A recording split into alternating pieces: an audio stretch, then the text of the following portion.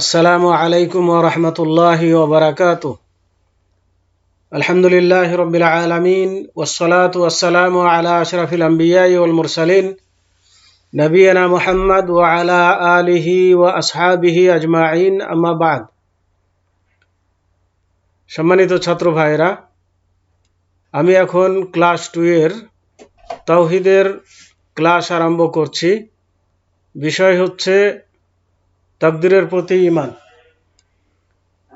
তো তাকদীরের প্রতি ঈমানের আলোচনায় আমরা এখানে আলোচনা করেছি যে তাকদীরের প্রতি ঈমান আনলে 4টি বিষয়ের প্রতি ঈমান আনতে হবে। সেগুলো একাধারে আলোচনা হয়েছে এবং সেখান থেকে আমরা আলোচনা থেকে যেটা বুঝেছি যে মানুষের ইচ্ছা শক্তি তাকদীরের বাইরে নয়। তার মানে তাকদীরের সাথে মানুষের ইচ্ছা শক্তিরও প্রভাব রয়েছে। তো তার কোরআন এবং হাদিস দ্বারা দলিল পেশ করা হয়েছে। এখন যেটি আমি তুলে ধরব সেটি হচ্ছে বাস্তবতার প্রমাণ।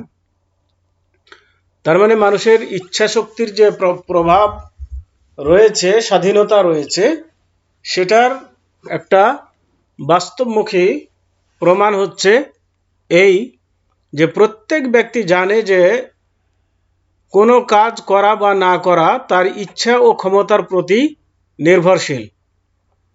সে তার ক্ষমতা ও ইচ্ছা দ্বারা উক্ত কাজ করতেও পারে এবং ত্যাগও করতে পারে, যা তার ইচ্ছাই হয়ে থাকে। যেমন পথ চলা তার ইচ্ছার মধ্যে, আর শরীরের কাঁপুনি ও শিহরণ তার ইচ্ছার বাইরে। তবে বান্দার ইচ্ছা ও শক্তি আল্লাহর ইচ্ছা ও ক্ষমতায় সম্পন্ন হয়ে থাকে। এ সম্পর্কে আল্লাহ পাক ইরশাদ করেন, লিমান শাআ মিনকুম আন ইস্তাকিম ওয়া মা তাশাউনা ইল্লা আন ইয়াশা আল্লাহু রাব্বুল আলামিন। অর্থাৎ তোমাদের মধ্যে যে সরল পথে চলতে চায় তার জন্য সরল পথ। তোমরা ইচ্ছা করবে না যদি জগৎসমূহের প্রতিপালক আল্লাহ ইচ্ছা না করেন। তার মানে এই আয়াত দ্বারা বোঝানো হলো যে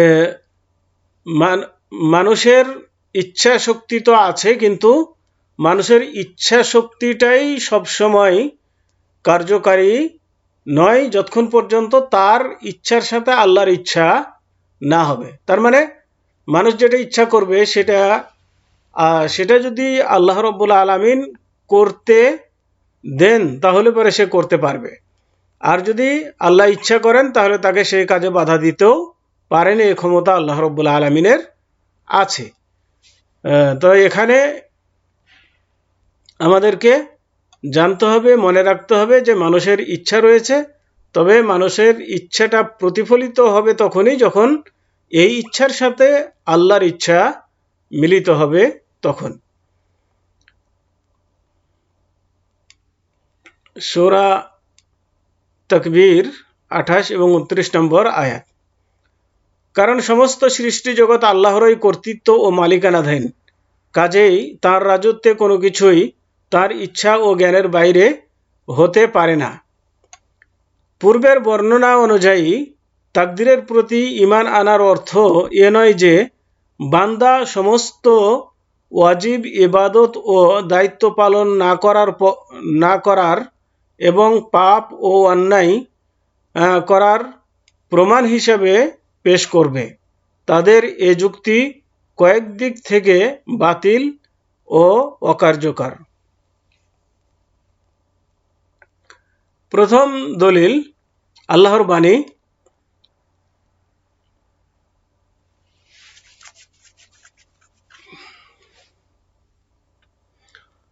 সায়াকুলুল্লাযীনা আশরাকু লাউ শা আল্লাহু মা আশরাকনা ওয়ালা আবাউনা ওয়ালা হাররামনা মিন শাইইন কাযালিকা কাযযাবাল্লাযীনা মিন ক্বাবলিহিম حتى ذاقوا بأسنا قل هل عندكم من علم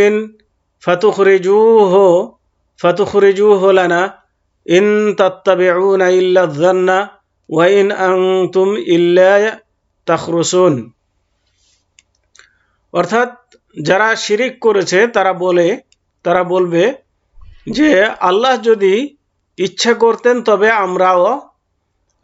আমরা ও আমাদের পূর্বপুরুষগণ শিরিক করতাম না এবং কোনো কিছুই নিষিদ্ধ করতাম না। বস্তুত এভাবেই তাদের পূর্ববর্তীগণও কাফিররা রাসূলদেরকে মিথ্যা প্রতিপন্ন করেছিল। অবশেষে তারা আমার শাস্তি ভোগ করেছিল। বলো, তোমাদের নিকট কোনো দলিল প্রমাণ আছে কি? থাকলে আমার নিকট তা পেশ করো। তোমরা শুধু কল্পনারই অনুসরণ করো এবং শুধু মিথ্যাই বলো। সূরা আনাম 148 নম্বর আয়াত। তাকদীরের প্রতি ঈমান আনা যদি তাদের প্রমাণ হিসাবে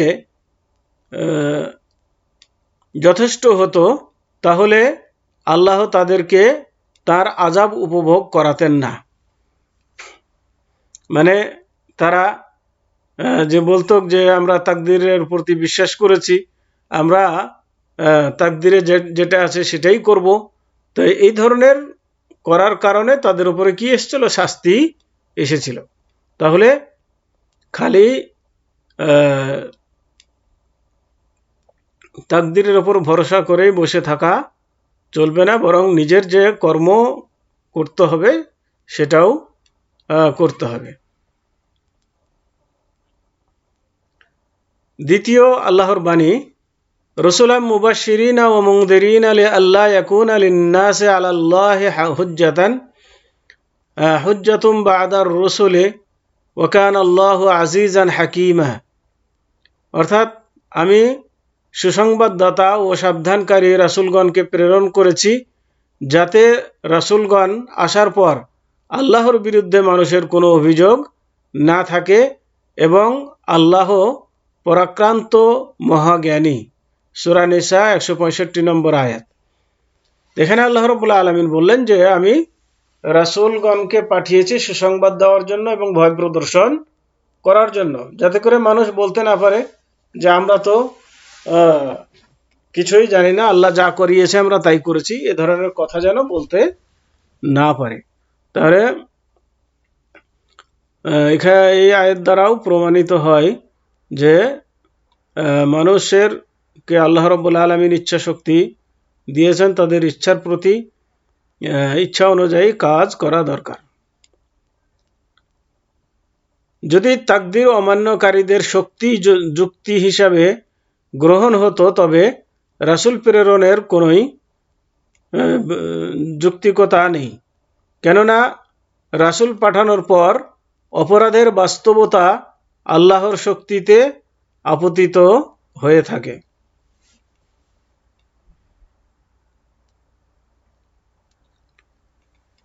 এবার আসুন তাকদীরের প্রতি ঈমান আনার গৌরবময় ফলাফল।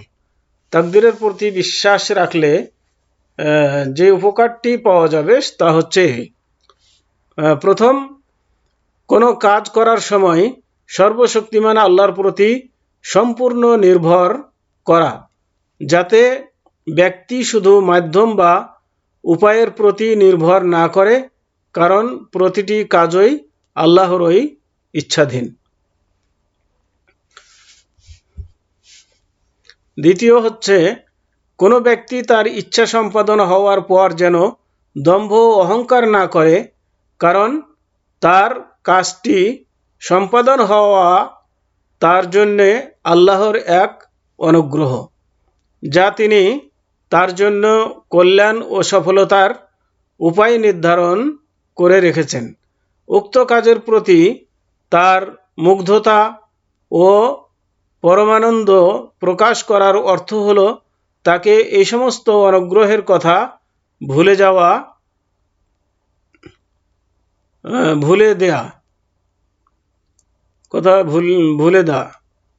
তো এটা হচ্ছে দ্বিতীয় উপকার, যে বান্দা যখন কোনো কাজে সফল হলে তাকে মনে করতে হবে যে আমার এই সফলতার পিছনে আল্লাহর সহায়তা রয়েছে, যার ফলে আমি সফল হতে পেরেছি। অহংকার করা চলবে না। তৃতীয় হচ্ছে আল্লাহর নির্ধারিত ভাগ্যের প্রতি ঈমান আনা মানসিক আশ্বস্ত ও সান্ত্বনা লাভ হয়। তাকদীরের প্রতি যারা বিশ্বাস করে তারা মানসিকভাবে আশ্বস্ত হতে পারে এবং সান্ত্বনা পেয়ে থাকে, যার ফলে কোনো প্রিয় বস্তু না পাওয়া অথবা কোনো অপছন্দনীয় বস্তু অর্জিত হলে সে উদ্বিগ্ন ও অস্থির হবে না, কেননা তা হলো আল্লাহ কর্তৃক নির্ধারিত ভাগ্য, যার হাতে সমস্ত আসমান ও জমিনের কর্তৃত্ব এবং তা অবশ্যম্ভাবী, যা অবশ্যই কাজে পরিণত হবে। আল্লাহ তাআলা এই সম্পর্কে ইরশাদ করেন, মা আসাবা মিন মুসিবাতিন ফিল আরদি ওয়ালা ফি আনফুসিকুম ইল্লা ফি কিতাবিম মিন ক্বাবলি আন নাবরাআহা ইন্না যালিকা আলাল্লাহি ইয়াসির লিকাই লা তা'সাউ আলা মা ফাতাকুম ওয়ালা তাফরাহু বিমা আতাকুম ওয়াল্লাহু লা ইউহিব্বু কুল্লা মুখতালিন ফখুর। অর্থাৎ পৃথিবীতে অথবা ব্যক্তিগতভাবে তোমাদের উপর যে বিপর্যয় আসে আমি তা সংগঠিত করার পূর্বেই লিপিবদ্ধ থাকে। আল্লাহর পক্ষে তা খুবই সহজ। তা এই জন্য যে তোমরা যা হারিয়েছ তাতে যেন তোমরা বিমর্ষ না হও, এবং যা তিনি তোমাদেরকে দিয়েছেন তার জন্য হর্ষোৎফুল্ল না হও। এবং আল্লাহ ভালোবাসেন না উদ্ধত ও অহংকারীদেরকে। সূরা হাদীদ 22-23 নম্বর আয়াত। নবী করিম সাল্লাল্লাহু আলাইহি ওয়াসাল্লাম ইরশাদ করেন যে মুমিনের কাজে আশ্চর্যের ব্যাপার, কারণ তার প্রতিটি বিষয় ও কাজে কল্যাণ রয়েছে। মুমিন ছাড়া এ কল্যাণের অধিকারী অন্য কেউ নয়। সে কোনো সুখ শান্তি সমৃদ্ধি উন্নতি সুসময় এবং সুদিন লাভ করলে শুকরিয়া আদায় করে, অতঃপর সে কল্যাণ লাভ করে, এবং সে কোনো দুঃখ ও দুর্দশার মুখামুখি হলে ধৈর্য ধারণ করে, এর ফলেও সে কল্যাণের অধিকারী হয়। তার মানে মুমিনের কোনো দিকেই ক্ষতি নাই, যে যদি তাকদীরের উপরে, এ কারণেই যে তারা তাকদীরের উপরে বিশ্বাস করে, কোনো কিছু হারালে ধৈর্য ধারণ করে, তার দ্বারাতেও উপকৃত হয়, কোনো কিছু পেলে আল্লাহ শুকরিয়া জ্ঞাপন করে, তার দ্বারাতেও তারা উপকৃত হয়। তাহলে উভয় দিকেই তাদের জন্য লাভ রয়েছে। তাকদীরের প্রতি ঈমান আনার বিষয়ে দুটি দল পথভ্রষ্ট ও বিভ্রান্ত হয়েছে। মানে তাকদীরের প্রতি বিশ্বাস করতে গিয়ে দুটি সম্প্রদায় পথভ্রষ্ট হয়েছে। কেউ তাকদীরকে, একটি দল যাদের নাম হচ্ছে জাবারিয়া সম্প্রদায়। জাবারিয়া সম্প্রদায় যারা বলে যে বান্দা তার ভাগ্যের লিখন অনুযায়ী কাজ করতে বাধ্য, বান্দার হাতে কোনো প্রকার ইচ্ছা ও ক্ষমতার কোনো মূল্য নেই। তার মানে এরা বলে থাকে যে মানুষের ভাগ্যে যেটা লেখা আছে সেটাই ঘটবে, মানুষের ইচ্ছার কোনো এখানে প্রভাব নাই, মানুষ ইচ্ছা করলেই হবে না। তো এখানে এই মতে তারা ভ্রান্ত, কারণ মানুষের ইচ্ছাও আল্লাহ দিয়েছেন, মানুষ ইচ্ছা করতে পারে। এই জন্য মানুষকে যে ভাগ্যের উপরে ভরসা করে বসে থাকা চলবে না। তো জাবারিয়া সম্প্রদায় হচ্ছে অদৃষ্টবাদী, যারা অদৃষ্টকে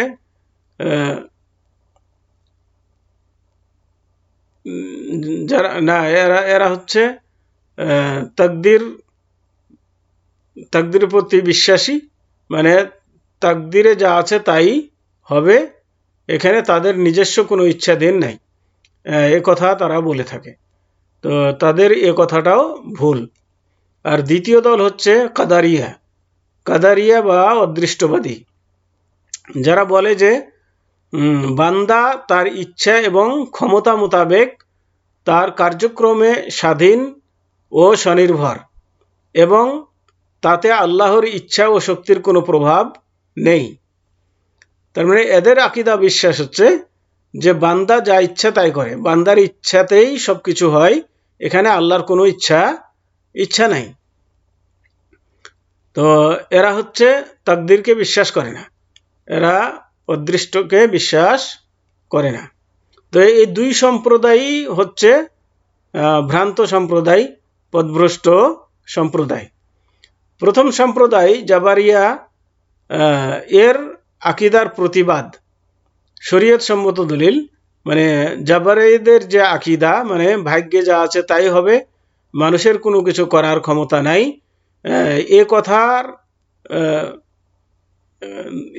এ কথার প্রতিবাদে আল্লাহ রাব্বুল আলামিন ইরশাদ করেন যে মিনকুম মান ইউরিদুদ দুনিয়া ওয়া মিনকুম মান ইউরিদুল আখিরাহ, অর্থাৎ তোমাদের মধ্যে কেউ ইহকাল কামনা করে এবং কেউ কেউ পরকাল কামনা করে।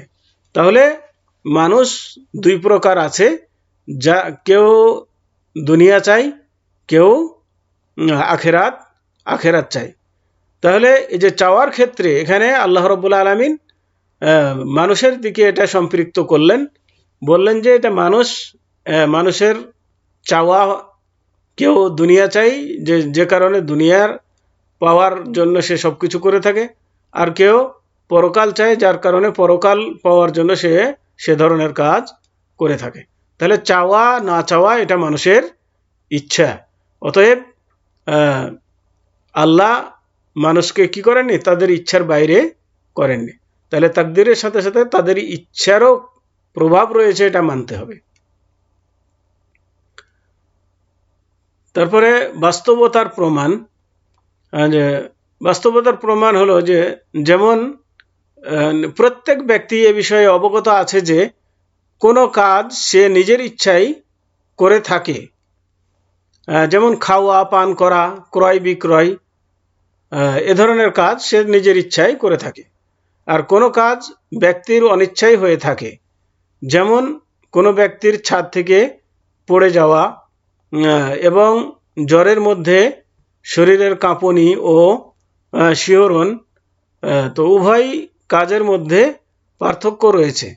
প্রথম ব্যক্তির ইচ্ছার স্বাধীনতার অধিকারী এবং সে কাজে কোনো প্রকার প্রভাব ও জবরদস্তি নেই। আর দ্বিতীয় ব্যক্তির কাজের মধ্যে তার ইচ্ছার কোনো স্বাধীনতা নেই এবং উক্ত কাজের প্রতি সে ইচ্ছুকও নয়।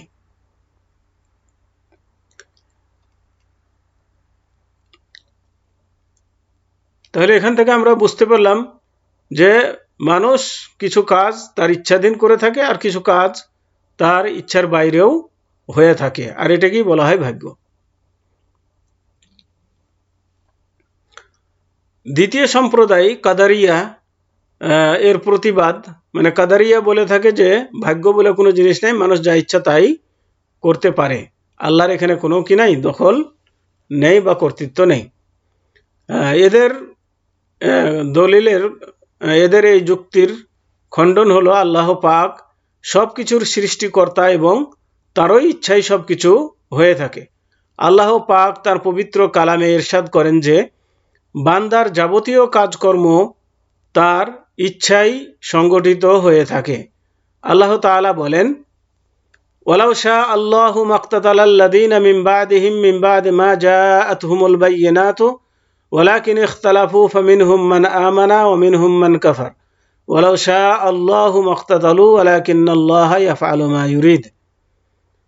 এখানে আল্লাহ রাব্বুল আলামিন বলছেন যে আল্লাহ ইচ্ছা করলে তাদের পূর্ববর্তীগণ তাদের নিকট স্পষ্ট প্রমাণ সমাগত হওয়ার পর পারস্পরিক যুদ্ধবিগ্রহে লিপ্ত হতো না, কিন্তু তাদের মধ্যে মতভেদ ঘটল, ফলে তাদের কেউ বিশ্বাস করল এবং কেউ সত্য প্রত্যাখ্যান করল। আল্লাহ ইচ্ছা করলে তারা পারস্পরিক যুদ্ধবিগ্রহে লিপ্ত হতো না, কিন্তু আল্লাহ যা ইচ্ছা করেন তা করেন। সূরা বাকারা 253 নম্বর আয়াত। আল্লাহ তাআলা আরও বলেন, ওয়ালাউ শি'না লাআতাইনা কুল্লা নাফসিন হুদাহা ওয়ালাকিন হাক্কাল কাউলু মিন্নী লাআমলাআন্না জাহান্নামা মিনাল জিন্নাতি ওয়ান নাসি আজমাইন। অর্থাৎ আমি ইচ্ছা করলে প্রত্যেক ব্যক্তিকে সৎপথে পরিচালিত করতাম, কিন্তু আমার এ কথা অবশ্যই সত্য, আমি জিন ও মানুষ উভয় দ্বারা জাহান্নাম পূর্ণ করব। সূরা সাজদা। তাহলে এখানে আল্লাহর ইচ্ছা শক্তি অবশ্যই আছে। যদি ইচ্ছা শক্তি না থাকতো তাহলে মানুষ যা ইচ্ছা তাই করতে পারত। জ্ঞান ও বুদ্ধিসম্মত দলিল, যেমন সমগ্র সৃষ্টি জগৎ আল্লাহর মালিকানাধীন এবং মানুষ এই সৃষ্টি জগতের অন্তর্ভুক্ত ও আল্লাহরই মালিকানাভুক্ত দাস। কাজেই দাসের পক্ষে কোনোভাবেই সম্ভব নয় যে মালিক বা কর্তার অনুমতি ও ইচ্ছা ছাড়া তার রাজত্বে কোনো প্রকার হস্তক্ষেপ করা। তাহলে এখান থেকে বোঝা যায় যে মানুষ আল্লাহর দাস, আর দাসের জন্য সে আল্লাহর ইচ্ছার বিরুদ্ধে সে নিজেই স্বয়ংসম্পূর্ণ একথা যুক্তি বা দলিলে বা জ্ঞানে ধরে না। অতএব আমাদেরকে তাকদীরের প্রতি বিশ্বাস রাখতে হবে এবং তাকদীরে যে কিছু ইচ্ছা শক্তি রয়েছে সেটাও বিশ্বাস করতে হবে। মানুষের ইচ্ছায় মানুষ কোনো কাজ করে থাকে, আর এ করার পিছনে আল্লাহ রাব্বুল আলামিন হয়তো তাকে বাধা সৃষ্টি করেন না, যার ফলে সে করতে সক্ষম হয়। আবার কোনো কাজ করতে গেলে আল্লাহ রাব্বুল আলামিন বাধা সৃষ্টি করেন, যার ফলে সে করতে সক্ষম হয় না। তাহলে এখান থেকে বোঝা যায় যে সম্পূর্ণ আল্লাহর ইচ্ছার উপরে নির্ভরশীল, কিন্তু মানুষের ইচ্ছা তো সে কিছু কাজ করে থাকে যেখানে আল্লাহ বাধা সৃষ্টি করেন না সেখানে, যার ফলে সে কিছু করতে সক্ষম। আর এই কারণেই সে কাজটি সঠিক করলে সে পুরস্কৃত হবে, এবং সেটা অন্যায় করলে সে সাজা পাবে। তো আল্লাহ রাব্বুল আলামিন আমাদেরকে তৌফিক দান করুন, যাতে করে আমরা তাকদীরের প্রতি সঠিকভাবে বিশ্বাস স্থাপন করে চলি, এবং তাকদীরকে নিয়ে যেন আমরা বাড়াবাড়ি না করি, এবং আল্লাহ রাব্বুল আলামিনকে যেন এই ব্যাপারে কোনো দোষারোপ না করি।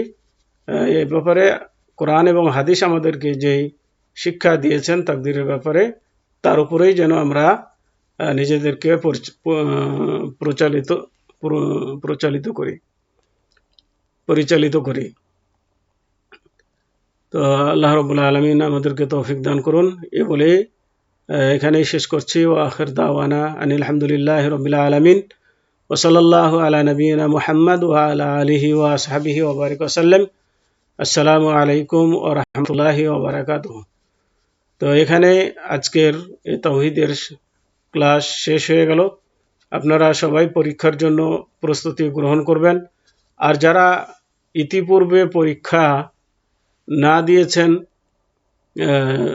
মানে সাময়িক পরীক্ষা, তারা অবশ্যই পরীক্ষাগুলো দিবেন, কারণ সেখানে মার্ক রয়েছে, সেই মার্কগুলো এর সাথে যোগ হবে ফাইনাল পরীক্ষার সাথে।